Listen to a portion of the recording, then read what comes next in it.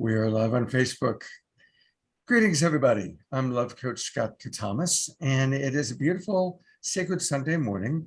It's August 29th, 2021, and I want to welcome all of you watching. Certainly want to welcome those of you who are watching live, but I also want to acknowledge that most people that watch this show watch our replay. So whether you're live or watching the replay, welcome. And on the Sacred Sunday show, my theme is always to go beyond any kind of denomination, but to recognize that we can make any moment, any day sacred by choosing to see the divinity in all. And again, that's a non-denominational way of viewing the world. And I'm really excited about my guests this morning. I feel really blessed to have three really beautiful beings that all happen to be three beautiful female gender in this particular lifetime, in this particular bodies, but also really beautiful souls. And we're going to be talking about some of the hardest and at the same time most exciting parts of life. We're going to be talking about our sexuality. We're going to be talking about our spirituality. But we're also going to be talking about how we need to overcome shame and some of the cultural insanity that's placed on us, in order that we truly can honor our bodies, honor each other in a respectful and loving way. It's going to be a very beautiful, beautiful show. So I am going to introduce you to our guests for the day, and also invite you to a pretty cool event that's going to be happening. It's going to be happening, and I'm going to be participating in it. So definitely want to invite you to that, and we'll talk about it a little bit later. But first of all, you may have seen her once before on my show. This is Heather. And Heather is, she was on Street Talk, and she is a transformational impact artist, Heather Magnuson. And she cultivates conversations with shadow that realign people to their truth and to their power. Insights entrusted to Heather are transmuted into expressionistic art, put onto canvas and performance dance journeys. She does experiential healing events, and she published a book coming out in 2022 called Dear Shadow. And learning to work with our shadow side is so incredibly important in life. So welcome, Heather. Thank you, Scott. I'm going to remove my spotlight because I want to put the focus on the others. And this is Nadine Gary. And Nadine is putting together a really, really important event that we're going to hear all about. Welcome, Nadine. And reading a little bit about Nadine, she is a very vibrant, happy, taboo-free woman who has been passionately involved in the emancipation of women for the past 20 years, thanks to the sensual meditation teachings that she received at the Aurelian University. We're going to hear a little bit more about the Aurelian University too, so that's going to be interesting. It's interesting, I'm noticing on Facebook, I'm a little distracted because for some reason on Facebook, I'm showing up as opposed to you guys. And I'm not quite sure why that is. So I'm going to try something different. I'm going to go to gallery view. And my dear friend Florence is with us. Florence is really who kind of made all this happen. She's a longtime friend. I think we met each other, Florence, about 25 years ago. Maybe you were 12 back then. At the Whole Life Expo. The Whole Life Expo. How perfect, a perfect place for us to meet. Florence is a rapid transformational therapy and hypnotherapy student, and she's a human and women's right advocate and activist. She's a Go Topless activist. We're going to be hearing all about gotopless.org. She's also a Aurelian spiritual guide and a happiness facilitator through the practices of compassion, empathy, and universal love. So amazing. Three beautiful souls. And so I am going to lead a very brief, short meditation. And then I really want us to drop in, and I want to hear from each of you your thoughts about, and I know we could talk all day and you've got limited time because you've got your big event this afternoon, but your thoughts on how we can remove the barriers of shame, the projections of shame, to really drop in to honoring our bodies, honoring each other in ways where we take delight in our sexuality and in our natural thing, and that nudity does not automatically equate sexuality. That's an important part. So these are some of the things we're going to be talking about, and then all about how to dance with our shadow, one of my favorite topics. So, all right.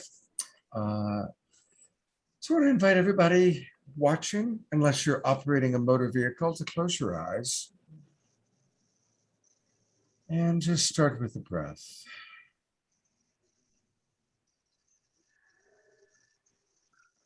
And as we breathe in and out, breathing at your own pace, really taking a moment to appreciate breath. Breath is life. Our human experience begins with our first breath, and it ends with our last breath. We're living in a time where we're appreciating breath even more. Those people who struggle or even die from COVID, it's because they can't breathe. So it's important for us to honor our breath, honor our life.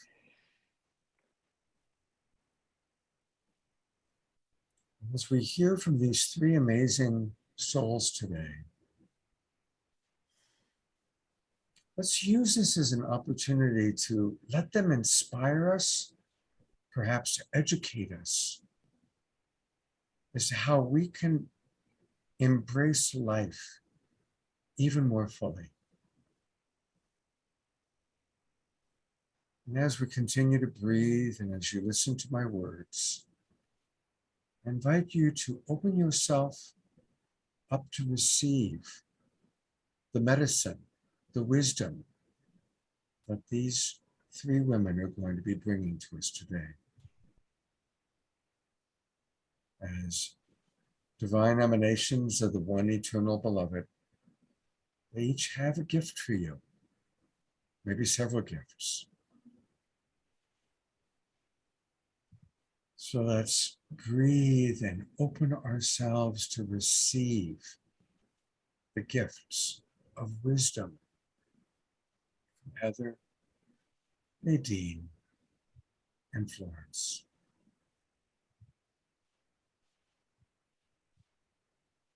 Removing any blocks, any barriers, any thoughts or belief systems or judgments that might stop us. Let's just let them all go, releasing those monkey minds, those thoughts, those judgments. We let it all go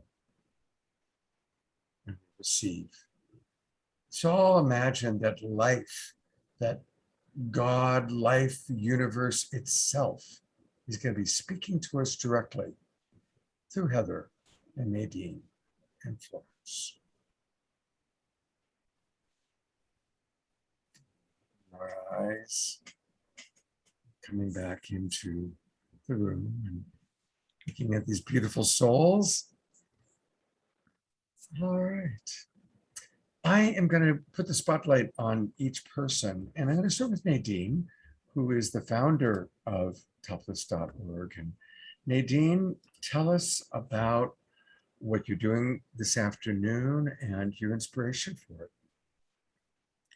All right. Well, good morning, everybody, and thank you for the introduction and the beautiful meditation, Scott. Thank you for having us. Yes, so today is an important day because we're going to have a Go Topless Summit online. And the purpose of this organization, which was born in 2007, is to claim topless equality for men and women. In 2021, men have the right to go topless in public. Yes. But women don't have that right. And so we have been fighting for this right since 2007. through the courts. We have organized protests all over the country, all over the world, really. And we also do educational seminars like the one tonight. And as Scott was saying, it's really important to do this educational part, because it seems that the world is not ready for this. When we started to go topless in 2007, let me tell you a little bit about how it started.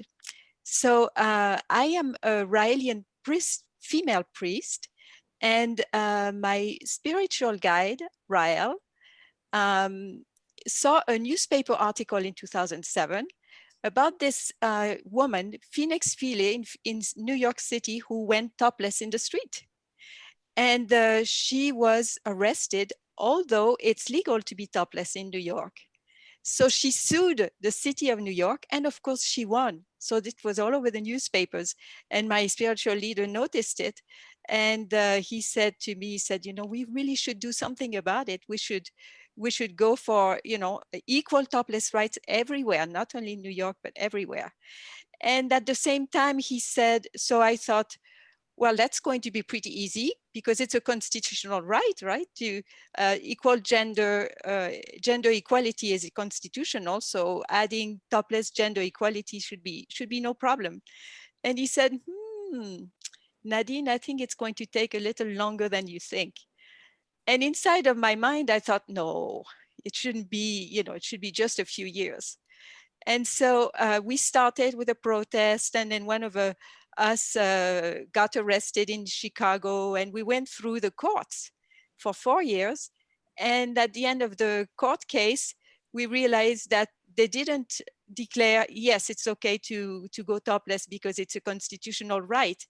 Instead of that, they said, no, you are violating people's sensibilities. And in this society, we have to protect the sensibilities of the public. So therefore, women cannot go topless, because at this moment, it's too sensitive a subject. I just couldn't believe it. So that is in the United States. All around the world, it seems to be the same problem. In Berlin, would you believe, in Berlin, one of the most open-minded city in the world, about nudity, a woman was thrown out of a water park because she went topless just back in June. So we are noticing that the world is there's a lot of work to be done. So this is what we're going to do tonight. Scott is going to be one of our guests, where we're going to be educating the public on how to embrace a topless world, where where the women, the men are respectful, and the women are comfortable with their bodies. And it's not a small objective to reach, let me tell you. Beautiful. Thank you so much, Nadine. I'm going to add our beloved Florence. Florence, how do you kind of come into all of this, and what are some of your thoughts and feelings about it? So thank you again, Scott, and hi everyone. It's a pleasure to be here. I'm also a Raelian priest, so just to give you a little bit of background in what this philosophy is. The Raelian philosophy brings about a third explanation of the origin of life here on this planet, because it's saying that we have all been created by an intelligent civilization a long time ago. And so we are saying there is no supernatural God. We are not coming from evolution, but we are coming from beautiful, loving human beings like us, as it says in the Bible. And they created us. They created nature. They created the mating rituals. They created all the animals, and they created this vessel, this beautiful body that we all are living our life into. And I just want to let you imagine. Let's imagine that each and every one of us is a creator. We have the technology to create another human being. How would we create this human being? Would we create this human being that is linked with shackles, or would we want to create this human being feeling free and having pleasure through using and feeling pleasure through our bodies? And this is exactly what our philosophy is all about. And so if we understand that we could have been created scientifically with artists and scientists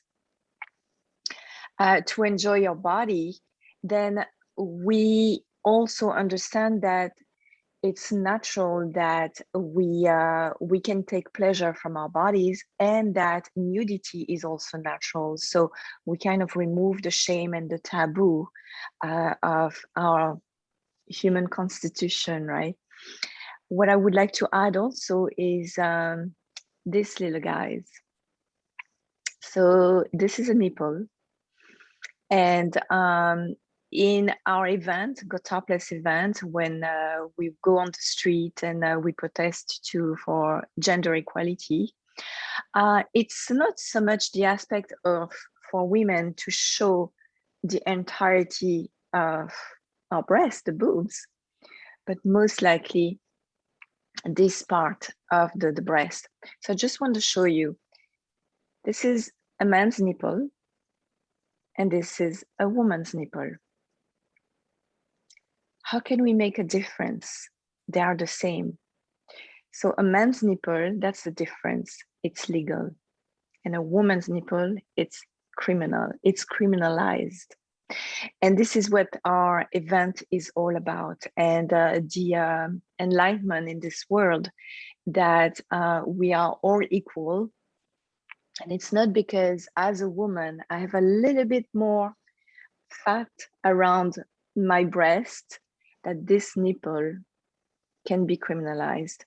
And so in 2021, I think it's time that we free the body by freeing the mind, and vice versa. We free the mind by freeing the body. It's just beautiful, absolutely beautiful. I, it's as you present it that way, it certainly does demonstrate how crazy the whole thing is. And so I found myself thinking, well, what is the difference between a woman's nipple and a man's nipple? And of course, the primary difference is that a woman lactates. And although biologically men can lactate, we can lactate. I've always thought that would be pretty cool. But so then I was thinking, okay, well, women lactate, and they give nourishment.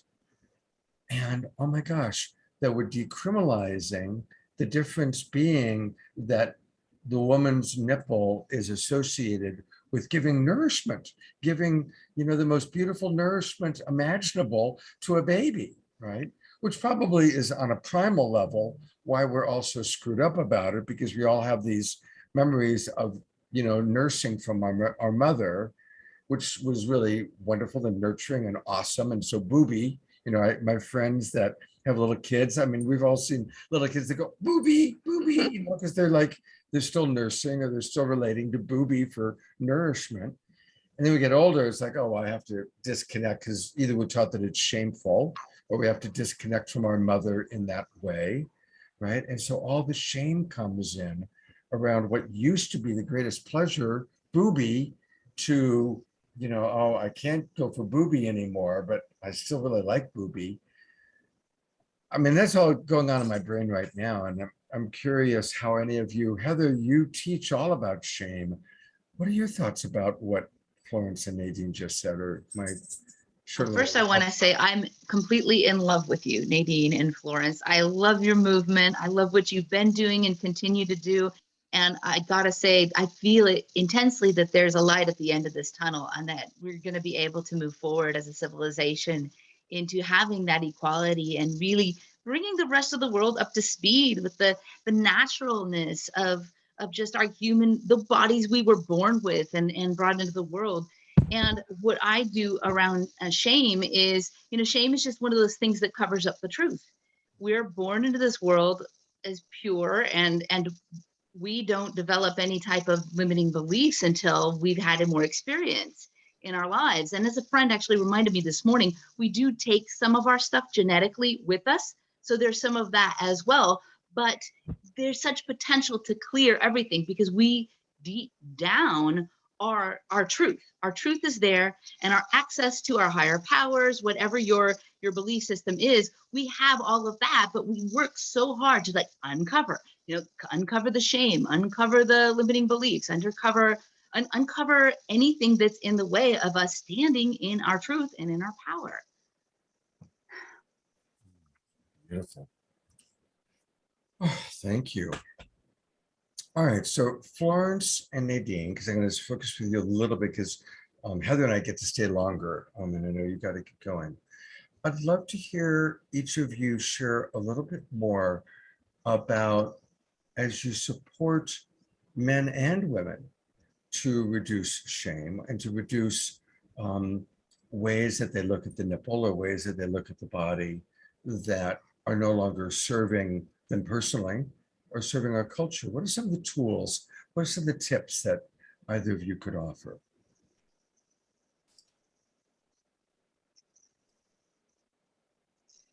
Well, we'll go to Nadine first then, and then we'll go to... So, thank you, Florence, for this beautiful way of describing, the go topless scenery. So let me explain to you what happens when we do a protest. Like I've been to protest on Venice Beach, every year we have a Go Topless Day, and Go Topless Day takes place on Women's Equality Day, which is around August 26th, because this is the day when women got their right to vote in 2020 on the basis of gender equality. So we feel that our fight is the same because topless rights, we will get this, we will win this on the terms of equal gender equality. Now, so we have these protests, and like Florence was saying, we have these little nipples. And the reason why we have these little nipples is because, for example, in Venice Beach, California, it's not legal to be topless. But if you put this on top of your nipples, you are okay. You see, it looks like a nipple, but it's not a nipple. And therefore, the police will not arrest you, which is how ridiculous society is. So that's part one. Women have to cover their nipples with nipples, with non-flesh nipples. And what happens to the gentlemen? Well, what do the gentlemen do when we pass through with our protest? They go with their phones and they take pictures and pictures. It is a true zoo. It's incredible. They go close to you. They take thousands of pictures like they have never seen a breast before. They are often disrespectful. It's like they have not been educated. And I, as you can hear my accent, I am from France. And one day I was doing the Go Topless protest. And then the next day I took a plane to go to France. And in France, people don't react. I was in the south of France where my mom lives. There were women topless on the beach and nobody reacted. It was a non-event. So what can we do to educate the American men to behave and to be natural around topless rights? And I think a topless society. And I think part of it is simply to be exposed to it. I mean, in the 1900s, the guys would be gathering at the train station to see the women lift their skirt, and then they would catch sight of their ankles. Wow. And they were so excited about it. Well, today, nobody looks at your ankles, I'm telling you. And then, the skirts got shorter, and men, started to look at that. And now it's part of the culture. So I think that for to educate the men in this respect is to expose them. This is why when the courts say, oh, it's the sensibility of the people, how do you remove the sensibility? Is through exposure. Beautiful. That's true. Thank you so much. Florence, putting the spotlight on you for a moment. What are the ways that you help support people to shift their consciousness, their awareness? So as I'm right with Nadine in that, and in general in our society, it's very important. And this is where your work is really important also, Scott, because as a man, we were talking about cultural differences, and because we are based here in the United States, there is a very different view and appreciation of the human body from a man's perspective. And so this nipple, which is a woman's nipple here compared to this nipple, which is a man's nipple, this nipple is being victimized in the way men look at it and in the way men react to it. So, and because this nipple is also criminalized because it's also overly sexualized, which is okay. Sexuality is beautiful and it's liberating, right? But men also can feel a lot of pleasure through their nipples, yet those nipples are not being criminalized because we don't see them as sexualized, right? So there is this double standard in society. So that's also where we also need more role model men, such as yourself, Scott, that teaches men also about the removal of shame and taboo in general in our society, but also that encourage men to have a different outlook on the human body, not just as a sexual object. And again, if someone wants to be an object to role play and everything, it's beautiful. Let's not shame or blame anyone. Everything is acceptable. It's just that in this culture of America, because men are not exposed enough to the women's body, hence how they react. So teaching more men to appreciate women's body in a more spiritual way, in a more embracing women as an entire human being rather than just sexualizing them through their breast, their nipple, or their sexual organs, right? And then the bigger pictures of course is educating society in general and the world about the removal of shame and taboo. And that's very, very important. So religion has a big role into that because it brings a lot of conservative views. And so to teach also that religion and the conservative views of religion is also man brought and man-made, right? So, and usually religion is led by conservative men. So hence why our bodies as women are still today regulated by a man's approach, right? And need of control. So this is all what we are saying, Nadine and I, is that the removal of shame and taboo, and also the liberation of the body of women through the liberation also of religion, in the sense that it's all everything that we do in life that we experience is all about sensuality. When we go and walk barefoot in the nature, it's a sensual experience. When we eat a beautiful meal that we just prepared, it's a sensual experience. Our bodies, when we use our bodies for pleasure, or we just expose our breast, it's a sensual experience. And so why would it be okay for a man to feel that sensual pleasure and it's criminalized in women? So there is still a lot of work to be done. So I'd like to add to this, if it's okay, Scott, Yes, of course.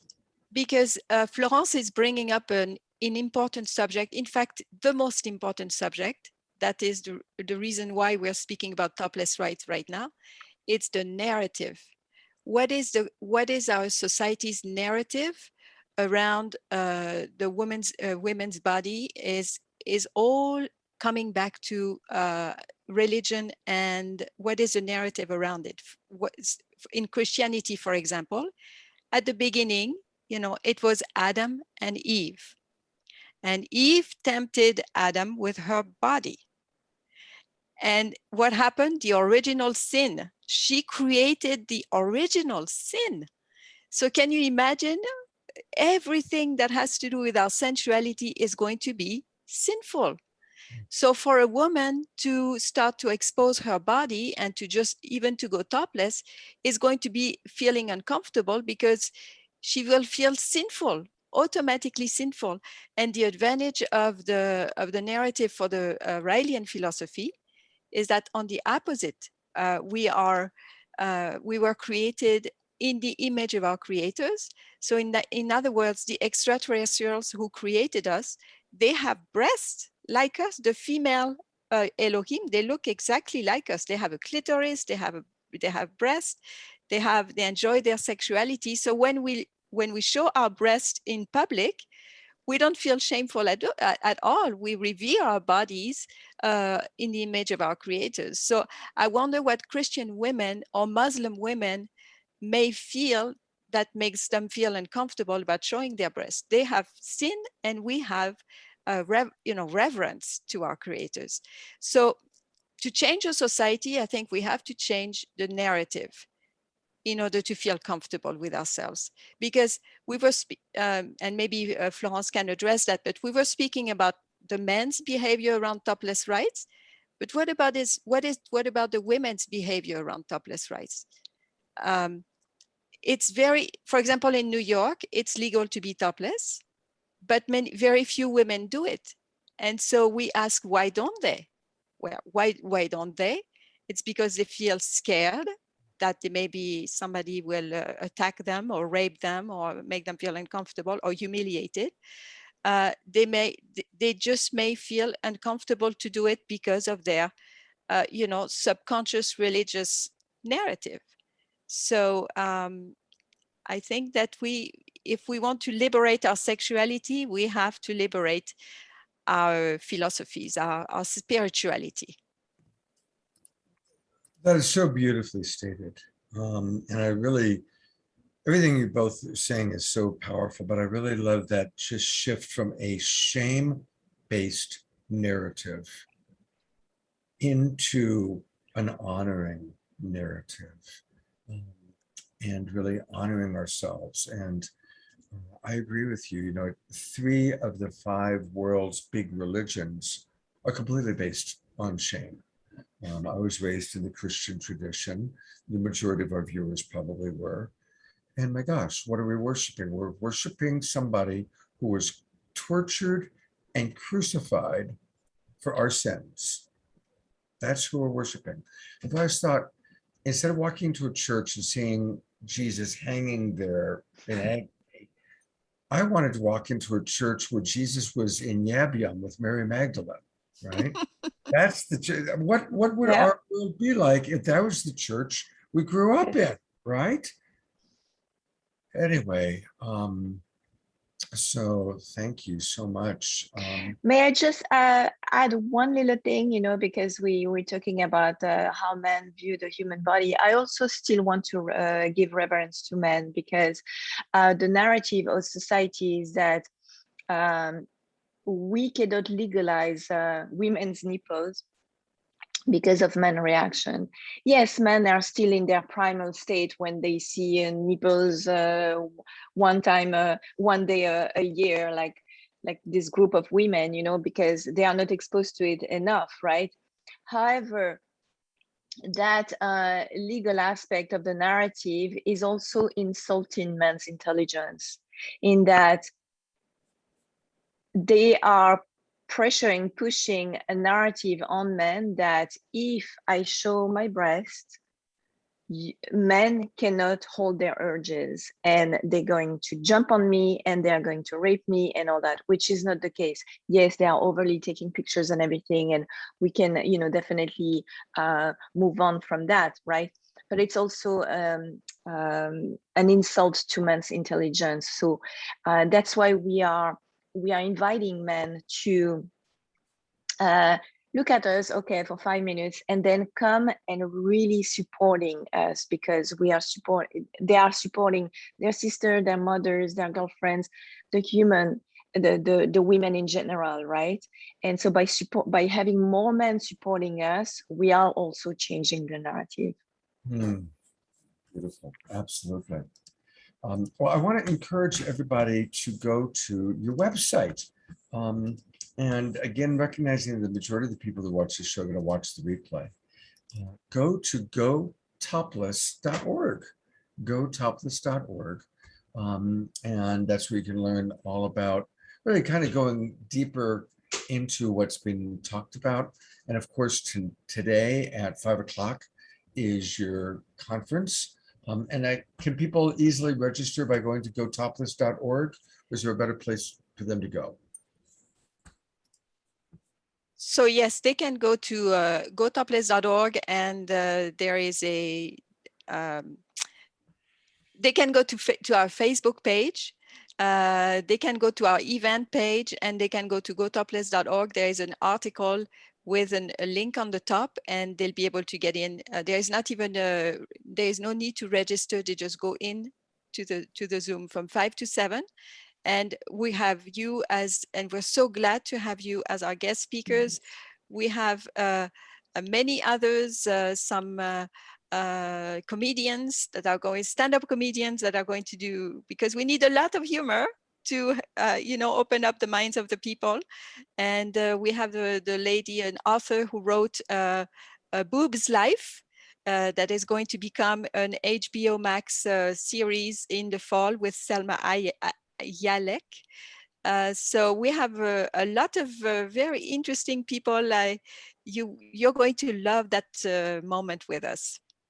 And will that, for anybody who can't join live, will the replay be available on gotopless.org? Absolutely. Yes, everything will be recorded. Beautiful, beautiful. Well, I'm going to go to a couple of things she mentioned. There is a Facebook page, and this is the gotopless.org Facebook page. Wow, who's that guy? So there it is. So you can see all the different people that are going to be speaking at the conference and some nice descriptions about what's going on. So I'm really looking forward to joining you. And thank you for taking this on. It is important. And before you sign off, because I know you need to go, I did want to read to you a comment from one of our viewers watching on Facebook. This is from Barre, and he writes, I personally think the issue is that women are generally objectified as sexual objects versus being the nurtural beings that they truly are. He continues to write, I work in the healthcare industry, and I'm working so hard to educate men and women about these gender roles and the conditioning of what men and women are supposed to do, and how they are supposed to act. The conditioning through the Christian religion has always shamed women and associates women with the reason for sin, the Garden of Eden, just as you said. So thank you, That's Barb. beautiful. Thank you for acknowledging that. And thank you, everybody who does watch. Let's all notice. Let's just start by noticing, well, what are my judgmental thoughts? What are my shame-based thoughts? I think Heather and I will probably talk about this a little bit. It's like, okay, we have to start by noticing, when am I judging? When am I looking at a woman and my first thought is, wow, she's hot, or oh wow, she's fat.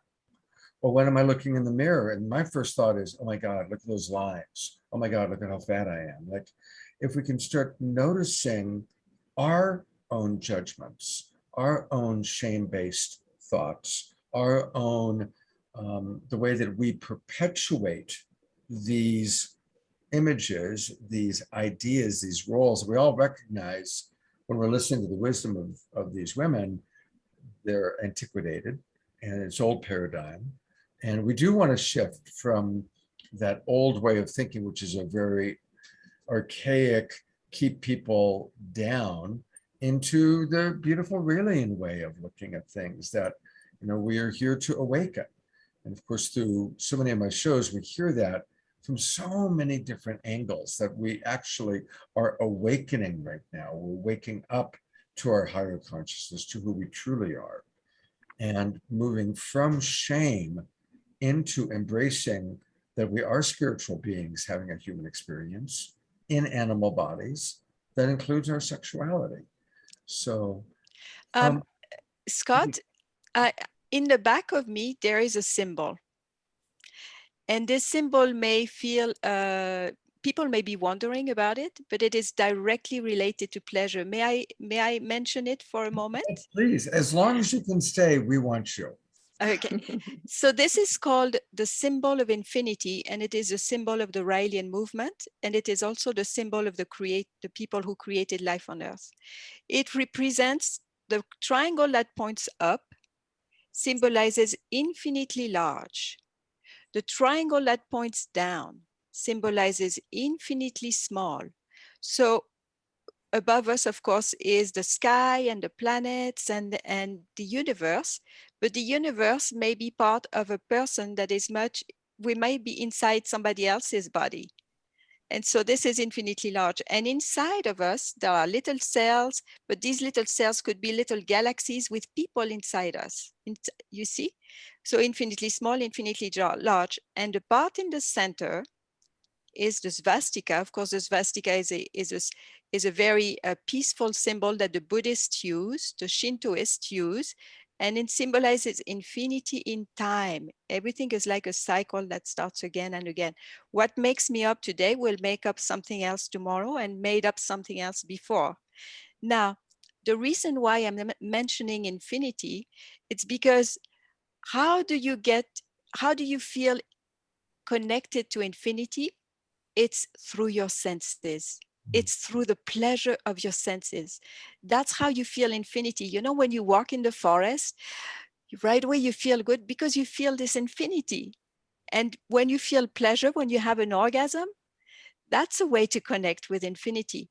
And when you take off your clothes and you're nude, you right away feel this infinity. So this is why it's so encouraging to shed our taboos, to shed our guilt, because we're going to feel so much better. We're going to be healthier beings, and not only healthier beings, but more peaceful beings, because when you're connected to infinity, you're also connected to the infinity of the other people around you. So this is why it's just it's a big lift of this wonderful peace that you can feel from that. Oh, let's just all breathe that in. That's such a beautiful expression and truth. Can you feel the wisdom and the truth of that? I had Deepak Chopra on one of my shows. He's actually been on my show several times. And he points out something really fascinating that connects to what you were just talking about. And you might not know this, so I want to share it with you. Our most ancient spiritual wisdom that goes back, that isn't recorded, are the ancient Vedic scriptures written in Sanskrit about 7,000 years ago. And God is called Brahman. And in the Vedic scriptures, there are 26 attributes or principles of Brahman that are written down 7,000 years ago. Our most modern science, of course, is quantum physics. And in quantum physics, it's now been scientifically proven what Nadine just described, that there is no blank space, but there is a unified field of ever-changing molecules that we are all a part of.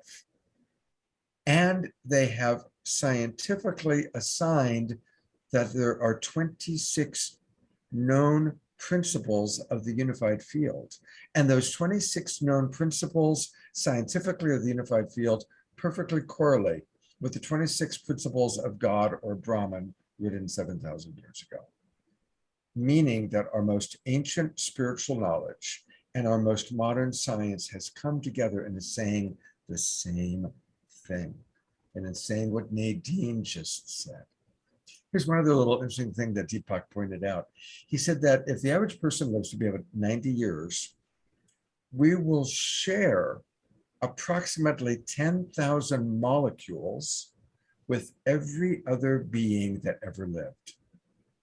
So you'll have had in your life journey 10,000 Jesus molecules, Mary Magdalene molecules, Adolf Hitler molecules, you know, name it, right? That's how interconnected we are. So, and so between Deepak Chopra and Nadine, we now understand life. The Raelian philosophy, not me. The Raelian philosophy.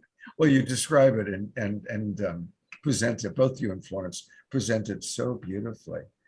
And if people, because a lot of people who watch my shows we do a lot of UFO galactic family stuff. I just did that on Friday night, in fact. If people want more information about the Raelian philosophy, where would you direct them? Where should they go? So they would go to rael.org, RAEL.org. That's easy enough to remember. That's easy, yes. Like Israel, but without is. Right, I'm bringing it up right now as we speak. And it is a fascinating, and we should actually do an entire show just on this. My audience would really love it. This would be a straight talk show. But there you go, extraterrestrials created all life on Earth, which I think many of us are beginning to come around to understanding that and believing that. And so anybody who's interested in learning more, go to rael.org. And you know, Scott, when you're saying people are beginning to understand that, it's simply that when we speak about God, we're speaking about these extraterrestrials because they were mistaken for gods. When you're primitive, you don't understand. You don't understand about people created life on Earth scientifically. But today, you just have to remove the veil. You remove the veil from the breast and you remove the veil from God. It's both go together. And then you're free. We're just free, you know, peaceful and free. Well, thank you both so much for being with us. I'm looking forward to seeing you at 5 o'clock. Yes. Or let me know if I need to come in earlier. Make sure I have the link to come on in too. And I will see you a little bit later this afternoon. Thank you for the wonderful work you're doing and blessing us with your presence today. And Heather and Thank I you now get to talk so about much. how inspired we are by both of you. And keep supporting the nipples. Yay! Absolutely. I wore a see-through top and not. Go topless, go topless, go topless. Heather, go topless. Thank you so much. Thank you both, ladies. See you in a little while. Thank you. And Bye. last time, just want to. Bye. Thank you so much. Thank you. Bye, Heather. I reminded everybody to go to gotopless.org and really learn more about what they're doing. And there's some really, really important stuff. And you can also find it on Facebook. Wow. All right, Heather. Hi there. That was so inspiring. Oh my gosh. Very cool. Very cool. You know, I think boobs could save humanity. We just need more of them to see them all the time. Yes. But then, you know, one of the things I was thinking about is she was talking about, I really love the analogy about how I did not know that men at a certain age would go and watch women's ankles. That particular story, I hadn't heard that before. Mm-hmm. And there is something about mystery. Like, you know, of course I agree with everything they say, but I was realizing, yeah, there is something that is kind of wonderful when something, we don't always see it. Then when we do see it, it has a certain mystery, a certain magic to it, a certain wonder, you know. Did you know it took over several hundred years for the hemline of dresses to raise from totally dragging on the floor in royal families to getting all the way up to the mini? I actually took costume through the ages back in the 90s. And it's pretty amazing when you see that. So there is that concept that we get used to it. Oh, well, then maybe we want more. Okay, let's raise that hemline. And then after a while, we get used to that. And then we raise it again. Hopefully, it is not going to take us 100 years for us to get all the way to the freaking nipple. Absolutely. I think we're getting there pretty fast. I mean, because of the shows that I do 3 a week, I'm just meeting so many people like yourself that are playing their role in changing consciousness. And I believe it's happening. And there is, obviously we look at what's going on in the world with all the hurricanes, the fires, the Afghanistan, the hard stuff. But there is a fierce grace to it all. I was blessed to become friends with Ram Dass and studied with him and also co-created with him a little bit. And when he had his stroke and he wrote about it, he called it fierce grace. And he brought into our awareness that sometimes there are things that happen that are hard. Sometimes they're really fucking hard. But there is still a grace to it all. And that fierce grace is helping us to awaken, helping us to evolve, helping us to move forward. So all of that is a setup for you. I'm going to put the full spotlight on you because I would love for you to talk about kind of the fierce grace of moving through embracing and working with our shadow side. All right, who's been talking about me? Because you really nailed it when we talked about, I talk about 3 components, and that grace component is just so beautiful the way you described it. But because in the past, when people would work with shadow, a lot of times they would have like kind of a negative feeling toward it because, it might have come from some sort of trauma. And it's really difficult to see the grace when you're so hanging on to this negative emotion of this is a shadow, I need to beat it down and master it and all of that. But to really instead become aware, which is what we're all seeking right now, is this awareness of self and this awareness of our relationship that we have to those different pieces that need to be unveiled. You talked about judgment. And when you mentioned judgment, I don't think anybody's ever written to the shadow of their inner judger, their inner judge. And I would love to pick that apart and play with that since that has come up.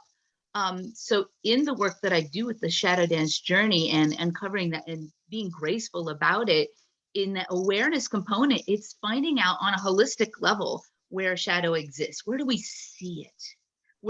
Where's that inner judging come from? I like to name shadows as if it isn't just one entity. Carl Jung said in about 1958 that everyone carries a shadow, and the less it is embodied in the individual's conscious life, the blacker and denser it is. At all counts, it forms an unconscious snag, thwarting our most well-meant intentions. Very fancy way of saying we're getting in the way of ourselves when we don't go and become aware of these black, dense pieces that are inside of us coming from limiting belief lies.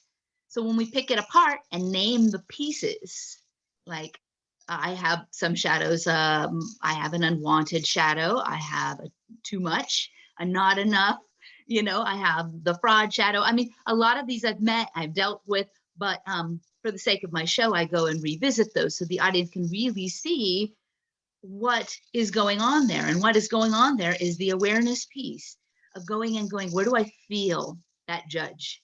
Where do I see that judge in my life? How it's shown up either in the past or currently?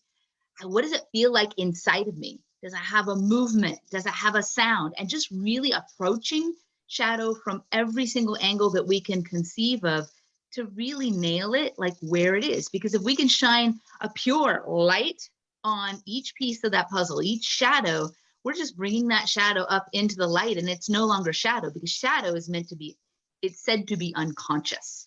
So as soon as it's conscious, it's no longer shadow.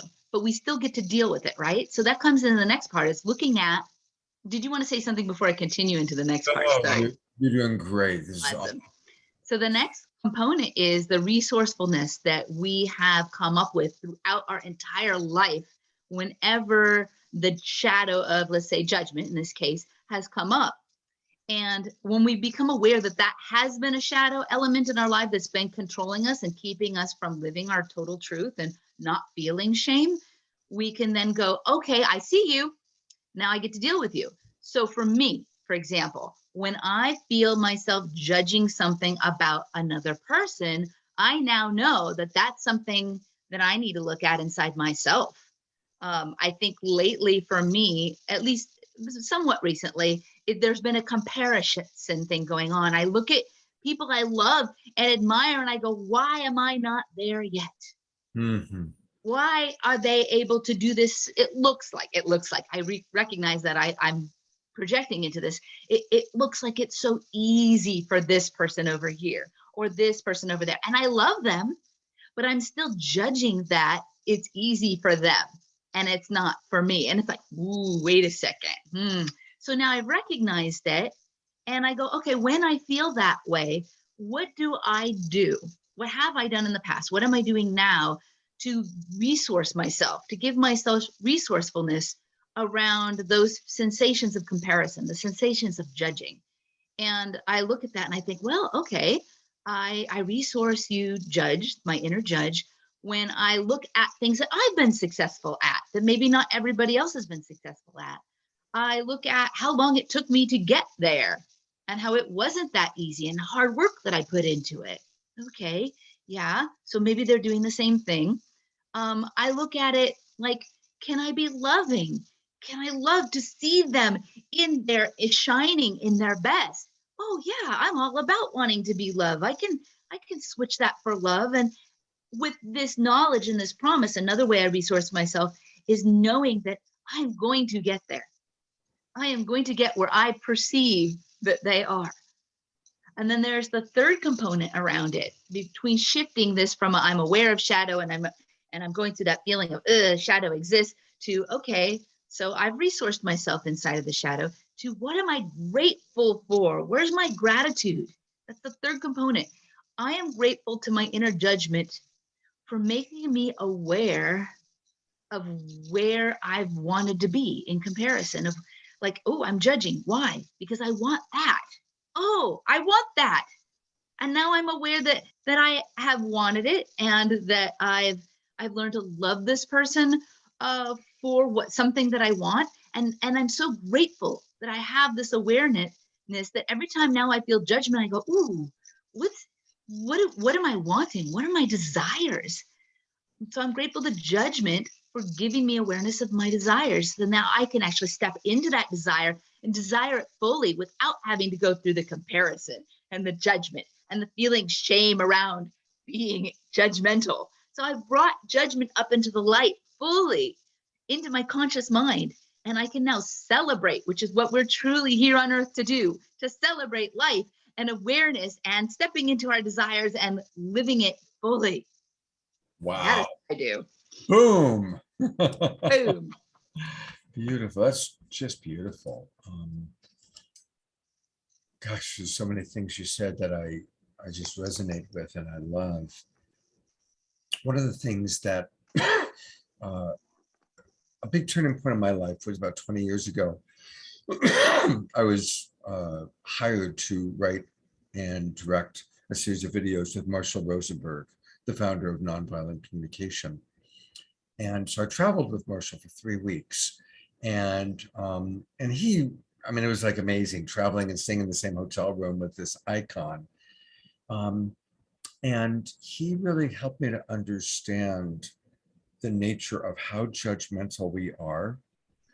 And that if we want to change our relationship to the judgment, we have to stop judging ourselves for judging. It's like, that's a stage, right? Like, don't judge yourself for judge, but recognize when we're judging what's underneath that. And a nice way of looking at it, and you kind of said it in your own way, I'll put it in the Marshall way, is underneath all of our judgments, are unmet needs or unmet values, right? So if you're in comparison, it's because you're longing whatever that person has. You perceive that they're confident, let's say. Um, so if you're judging yourself for not being as confident, we can pivot into the beauty of your longing for confidence, right? And that's a wonderful way to pivot. It's like when we're in judgment of self or other, underneath that, what are we longing for? And whatever it is we're longing for is usually beautiful. It's usually precious. That's what's alive inside of us. Oh, I'm longing for more confidence. So then, like you said, reassurance, you give yourself that reassurance. Oh, I do have confident moments, or I will achieve that level of confidence that I'm seeking. So, Oh, I want to add to that. So one of my mentors, Kathleen Cienfuegos, mentioned one time about 3 years ago to me when I was talking about how I had this desire for something and it wasn't met at a specific time. And she said, "But isn't it beautiful that we can have a relationship with our desires?" And that got me thinking that even the things that I haven't achieved yet, I still can celebrate the fact that I have a relationship to the desire to have those or be those things. And that just makes it so that the entire journey can be celebrated because I don't have to wait until I reach some goal at the end. I get to be in celebration for being in desire during the journey. And that is it just blew my mind that that became a concept that entered my world. And I think of it every single day. beautiful. A quick aside, Kathleen's a longtime friend. She took my relationship essentials course and has attended several of my retreats back when I was doing them in San Diego. So small world. Yeah, yeah, yeah. Um, so practical application for everybody, Yes. bringing it down. When we have shame, which is self-judgment, and a reminder, I always love the differentiation between shame and guilt. Mm. Guilt is usually when we feel bad about something we did or didn't do. I feel guilty because I don't call my mother enough. I feel guilty because I was mean to my kid or mean to my friend. So guilt is usually about something we did or did not do. Shame is when we're under the illusion that there's something fundamentally wrong with us. There's something wrong with my body. There's something wrong with my thinking. And let's just address that for a moment because we've recently done a lot of near-death experience shows, and the people that have died and gone out there and come back, and the people that research that all say the same thing. The meaning of life, we're here to learn to love, starting with ourselves. Let's just take that in for a minute. We're here, the meaning of life. We all want to know the meaning of life. You don't have to go to the Himalayas. You don't have to pay Tony Robbins a lot of money. Scott and Heather are telling you the meaning of life right now. We're here to learn to love, starting with ourselves. And usually that starting with ourselves has to do with, where do I have shame about myself? Where do I have a belief that I'm not smart enough? I'm too old. I'm too fat. I'm too uneducated. I'm too poor. I'm too weak. Whatever it is. Where do we have some shame story? And then that shame story can put us into a prison. It can put us into the prison of, I can't have pleasure because I'm too fat. I can't be successful because I didn't go to college. I can't have a good relationship because my mother didn't really love me. Whatever our pain story is. Yeah. Scott, do you think that a sense of being the only one that feels that tends to go along with those feelings? Sometimes.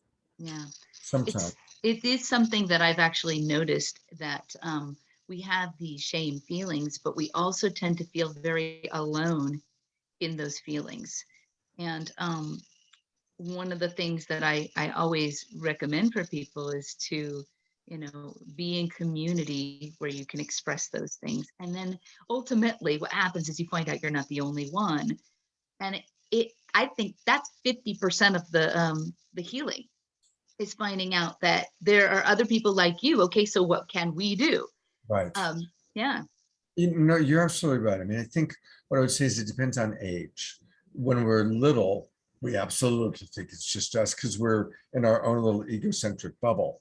And I think that's why all the anonymous organizations, Alcoholics Anonymous, Sex Addicts Anonymous, whatever they are so important because of what you're saying. When all of a sudden people who think, oh my God, there's something fundamentally wrong with me because I am an alcoholic, or I can't, I'm struggling with my addiction or my compulsion, and then getting together with other people that have a similar or the same struggle helps to really recognize, okay, it's not just me. This is an issue. This is something that is more prevalent in our world, or in my world, than I even realized.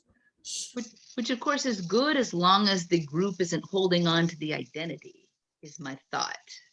I'm right there with you. Because as a coach, I do a lot of work with addiction and recovery, and it's a tricky one. I really respect, let's say, AA, Alcoholics Anonymous, but I also always bristle at the thought, once you're an alcoholic, you're always an alcoholic, because now that's a label which can then again, if not properly managed, keep someone in the prison of, I'm an alcoholic, that's who I am for the rest of my life. Right. So it's a tricky one. It's tricky, but yeah. Again, groups in the right, facilitated in the right, moving forward mindset can be extraordinarily healing. As far as we're all in this together, let's all get better together, and let's all own our truth together, and stepping into truth rather than the label. And there it is. I mean, talking about groups, obviously we talked about some of the really significant problems with fundamentalist Christianity, evangelical Christianity. Now, I go to Agape Church when I lived in LA, and Reverend Michael Beckwith and Agape is an amazing church, and it's very evangelical in terms of the passion and the singing and the music, but not dogmatic, right?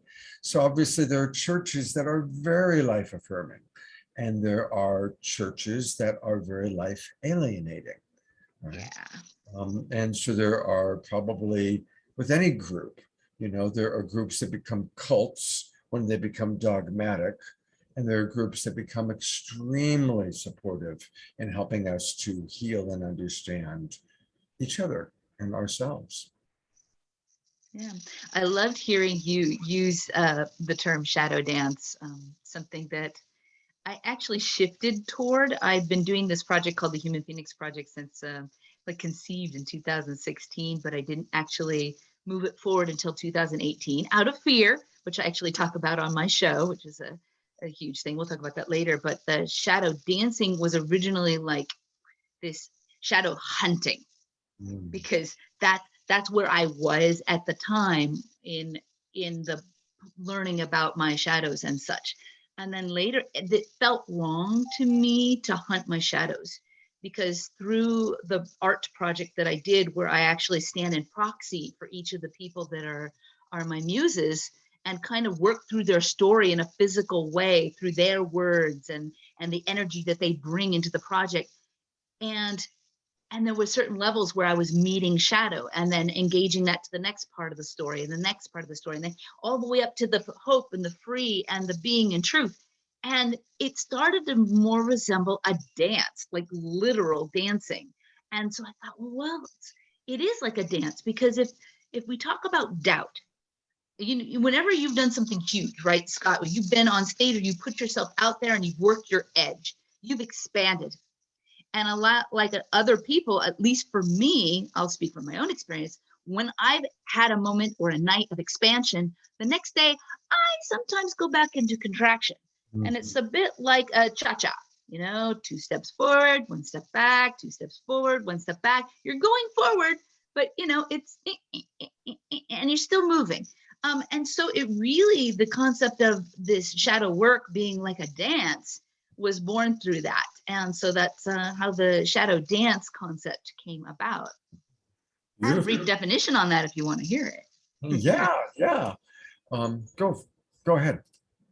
So shadow dancers, as I like to call it, pretty much anybody working on themselves. Shadow dancers creatively engage limiting internal conflicts with all their available resources so they can take back their power and dominate their inner narrative, which we talked about earlier. Wow, beautiful. Yeah.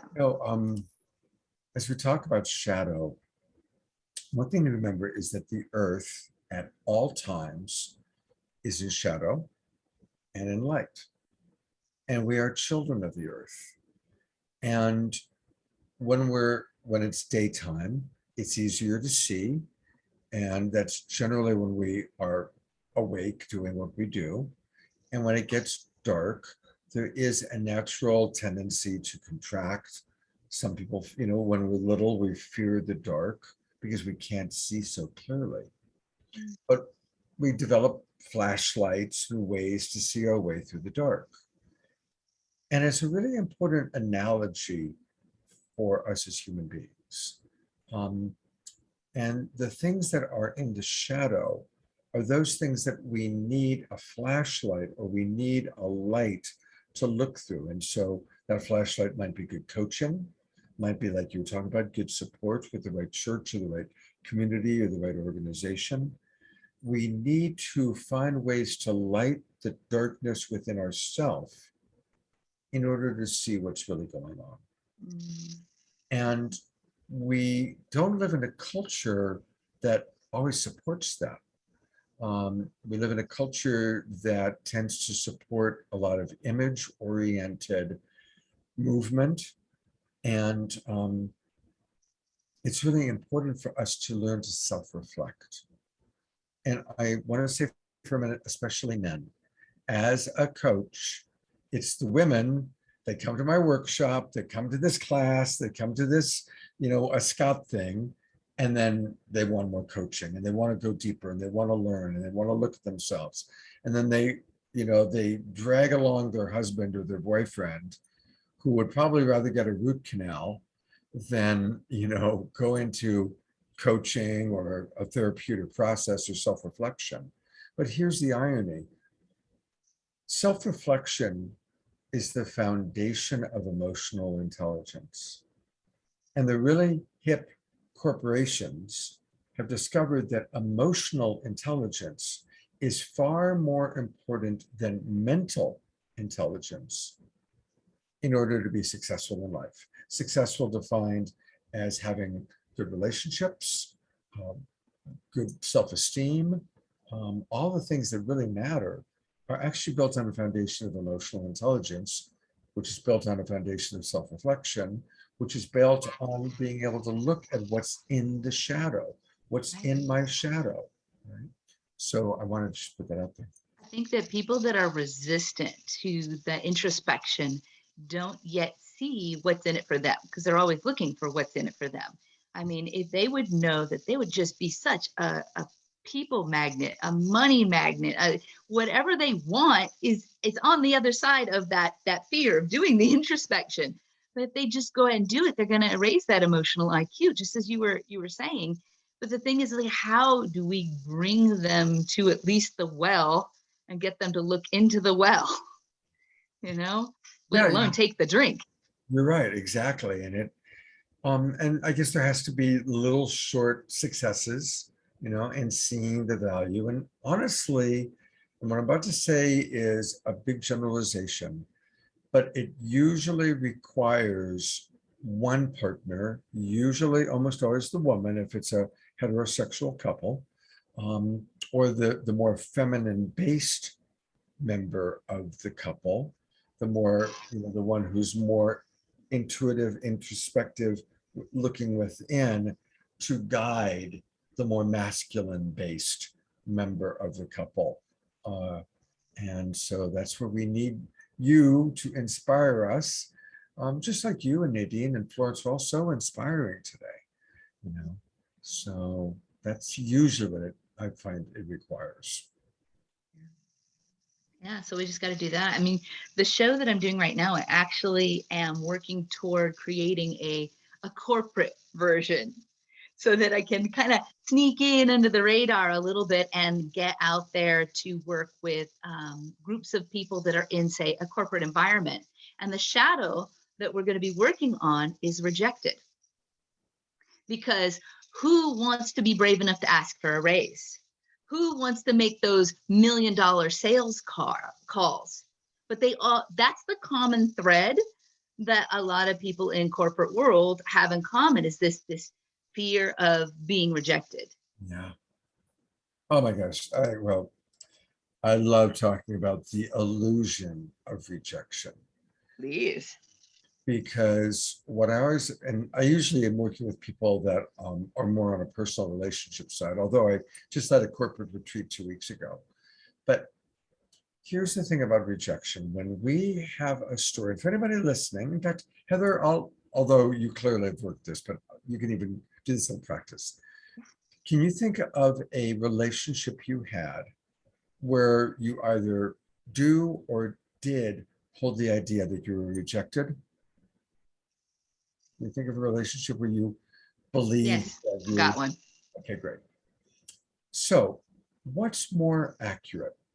That person rejected you, that story, or that person wasn't capable or willing to love you the way you wanted to be loved?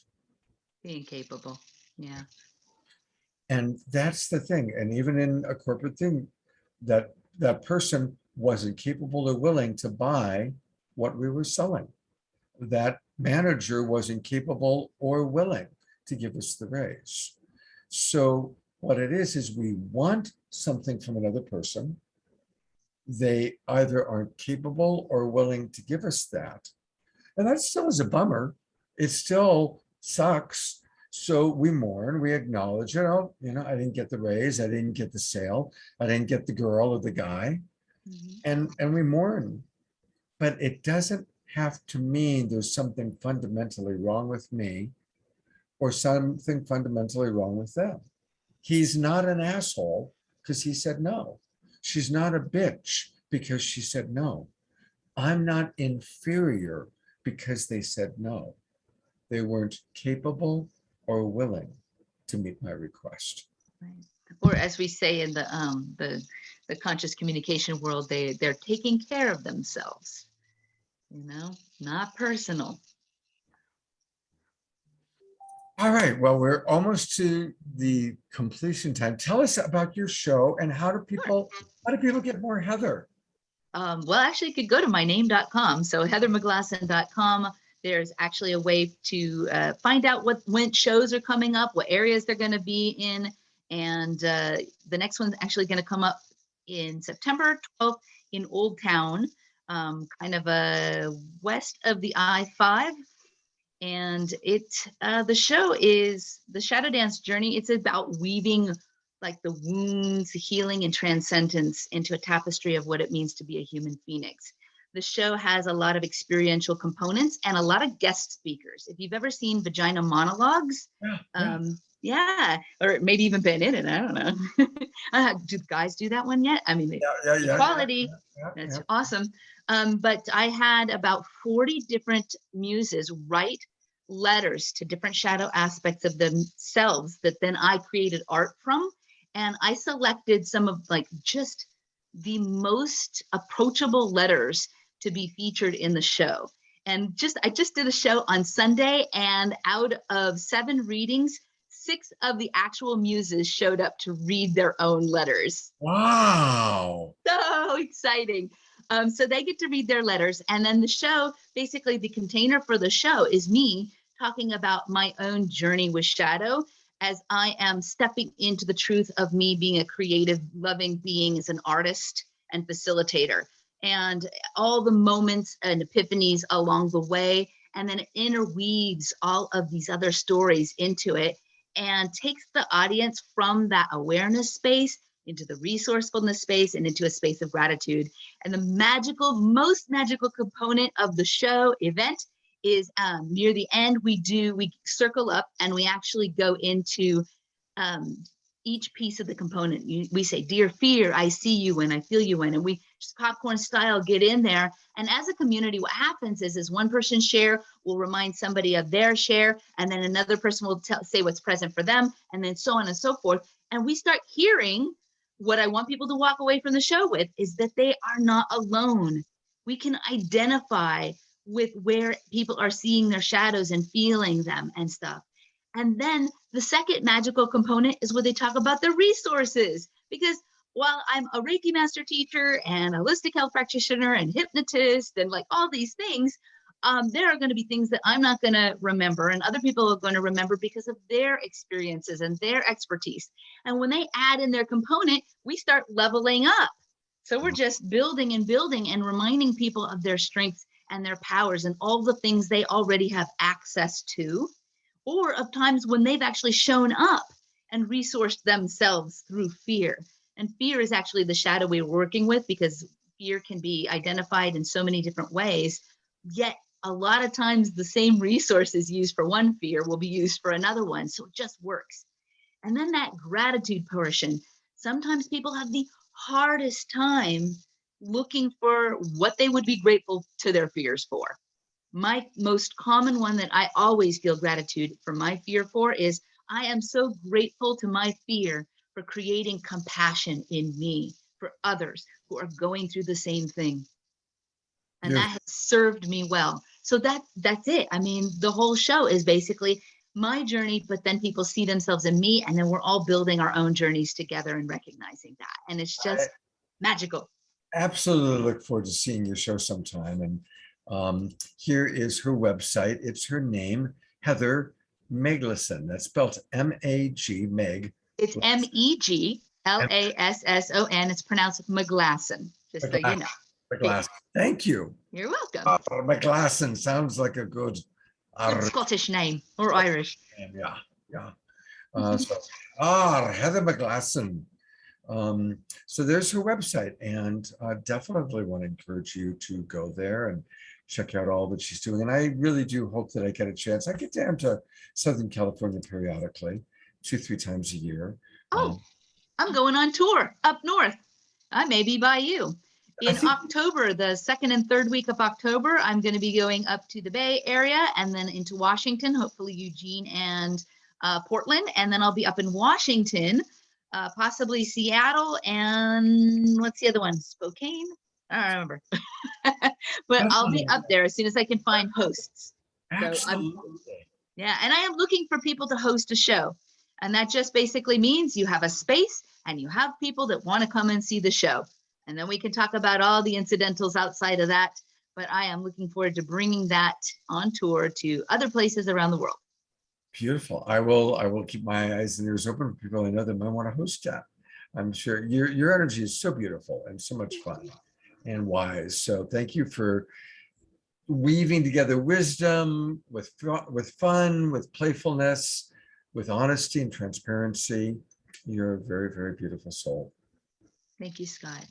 It's been a pleasure. Thank you, Heather. I love what you're doing. I love the way you hold such beautiful space for these bright beings that you find that need to be out there in the world. And you really are changing lives, and you are changing the world. One podcast at a time. We all are. We all are. Well, let's play together again sometime, all right? I like that. And thank you, everybody, for watching. Again, the majority of you watching the replay, share this out. This is how we expand. And there's so much wisdom, so much shared in today's show. I really want to get this out to more people. So please share it with others. And thank you, Joyce, for already doing that. And have a beautiful day. And remember, we can make any moment, any day sacred just by seeing the divinity in all. Everybody, God's blessings.